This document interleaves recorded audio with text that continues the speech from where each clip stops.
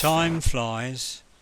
We have to move on to a sad tale of a shoe shop that is closing down in the year 2000. Situated in Baker Street, Enfield, the owner, Ron Heather, is retiring at the age of 75. He has been unable to get anyone interested to take over his business. Last week here, I've been here now 60 years. I started as a boy of 14 and I've enjoyed every moment of it. It's been a pleasure to work for the customers. Unfortunately, I'm closing the shop down after all that time because I couldn't find another repairer to take over the work. So I'm getting very old now and I'm getting past my best time, and I would like to, so I'm going to retire. Nobody wants to take on this type of business now, do they? No. No, it's a sort of it's one of those things that are passing on through time. Unfortunately, yes, they just want the quick, easy jobs you get in the hill bars, but they don't want the all-round work. Yes, this machine is for smoothing off the hills after you trim them with a knife, so you get a nice smooth finish and also a nice polish when they are inked up. What can you tell me about this machine? Well, this machine is for stitching the uppers when the seams come undone, and also round the backs, down the seams, all sorts of things. You know. Old-fashioned machine, but they haven't been able to improve on it. And you just yesterday actually, you had some other sewing machines, but they've gone away now. Have they gone away to a museum or what? I had big soul sewing machines for stitching welts, etc. But unfortunately, a person came and collected them yesterday because they bought them all for me. Is he going to use them, or yeah. He's going to use them? Yeah. They're old machines, but you can still get the spares, although, you know, they haven't improved on them that much. Well, this is the last we put the shoes onto to fix the heels on. And the soles. And the soles as well. Yes. Yeah. Now, would you nail them on, or would you stick them on, or what? Now most soles are stuck on before they're sewn. Yeah. And this is really for we put the heels on. Yeah. Or do and you've got different size shoes there to go on that last for all various sizes. Yes, it means ladies. And what's the largest size that you keep? I mean, you got the size 14 or more than that? No, well, you don't want the full size last. Otherwise, you can't manoeuvre the shoe to get it. Well, what's the largest last that you got then? The largest one was size 7, because you don't use a tight last because you can't manoeuvre them to get things solid. You have a smaller last on the shoe, then you can manoeuvre them about. What's the largest type of shoe that you've repaired? Size 14. I had a father and son which seemed to take the same size, and we used to get them in regularly. Now I can see you've got electric drill there in the window. Now that was for the modern type of shoe. You had to use a drill to drill out the pins on stiletto heels if the tops were worn right off. Then you had the metal pin in the side the tube, so you had to drill them out so you could put another one in. Did you dread stiletto heels repairing them? At first, because it was something we were never taught. We had to adapt ourselves to repair them. Yeah. And they're very popular. This machine is a roller where we soak the soles, mellow them, roll them the soles to close the pores, and also to concave the shoe to make them fit nicer. Oh yes, in my lifetime as a shoe repairer, shoes have deteriorated in structure, and there's no decent leather in the soles, composition the hills are also composition instead of being leather blocks, and others are all synthetic materials that you have to scale level to stick on, because you can't just pull layers off of that type. Well, Ron, this is goodbye. For you, 61 years, not 60, this year. It has been a sad fortnight and more, and to people coming in saying goodbye, especially the elderly. They're all going to miss us, aren't they? Yeah, sure are. This boot in front of me, like riding boots. Did you ever repair riding boots, and did you have any difficulty in repairing them? Well, they had to have a special length pin so you could get the last into the boot, into the shoe part, because of the long legs. But they were no more really difficult than an ordinary shoe, once you knew how to handle them. The only thing is, you know, it all depends how they were worn.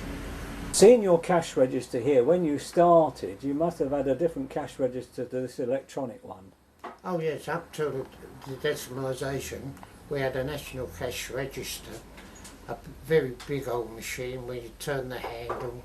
Yeah. And did a ticket shoot out as well? Did you have a ticket? you could have it that Yeah. way. Yeah. Yes, you And it was could one of have these it. old brass ones, was it? Oh yes, Yeah. yes. It was a real built job. Yeah. It was a shame to get rid of it, but of course when it came, I couldn't have it adapted to decimalisation. Yeah. Now and then of course these are electronic, where the old machines weren't. Yeah. Talking of cash registers, this is our next trade. Here are a few older types of tills. The first cash register ever made was by James Ritty in 1879 in Dayton, Ohio, USA. It looked like a clock face. Large hands recorded the cents, small hand recorded the dollars. To know more about the trade, see the whole film. So it's till we meet again.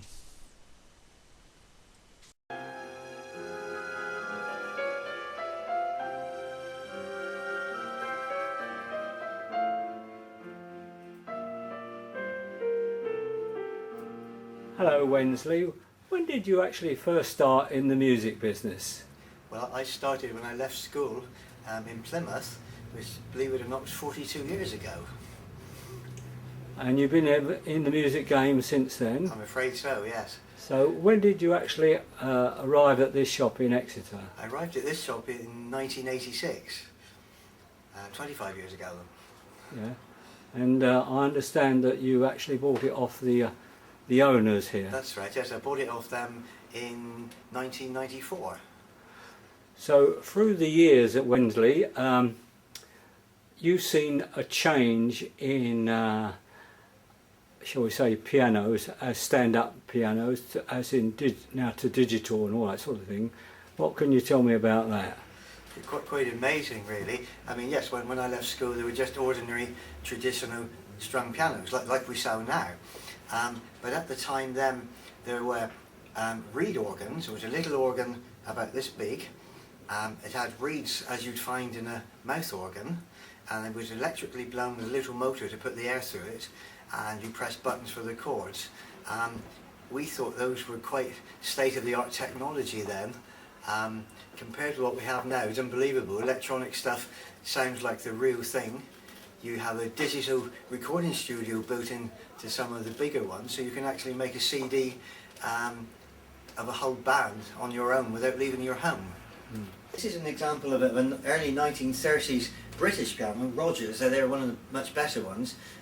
We've reconditioned it, and including rehammering it and so on, and the sort of sound you get then.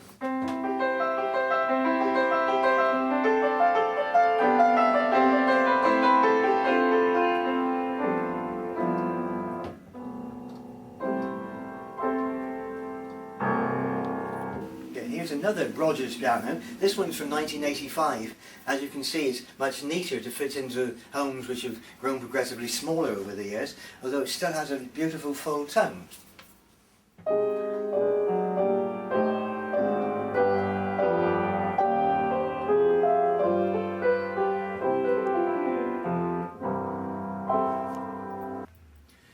Then in the early 60s things moved on to electronic organs, Hammond being the world leaders then, and then Yamaha gradually took over. This is an example of a 1990s organ, which is really a full orchestral. You can do all sorts of things with it. You can make it sound like a theatre organ, an orchestra, a jazz trio.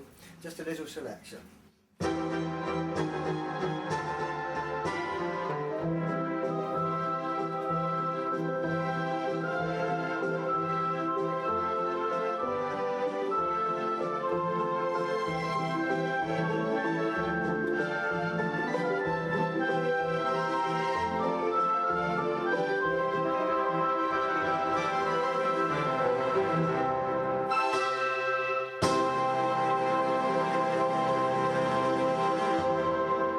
From them, many folk buying organs, as you've just seen, used to ask us, what does the piano sound like? Which is one of the most difficult sounds to produce electronically then.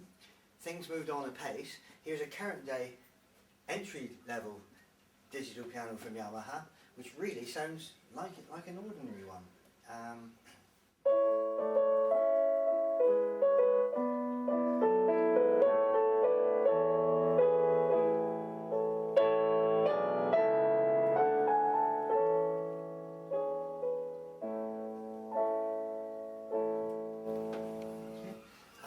The touch they have on them now is every bit as good as that of a traditional piano. It's quite remarkable. They're used in colleges and academies. It's a model. And here's an example of their digital grand. This has a soundboard, as an ordinary grand piano would have, where the speakers are set in it. It also has in it a thing called IAFC, Instrument Automatic Frequency Control. This we calibrate to its environment, and it makes it much more resonant. If you clap your hands, you hear it resonate as an ordinary piano would.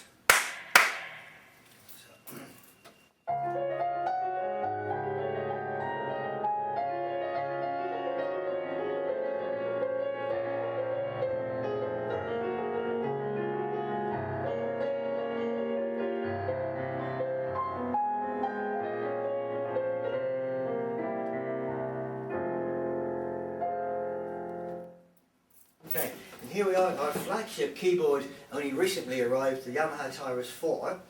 It has a huge computer in it for the memory of the samples of the real sound. When we play vocal sounds, it sounds like a jazz singer here with us, as follows.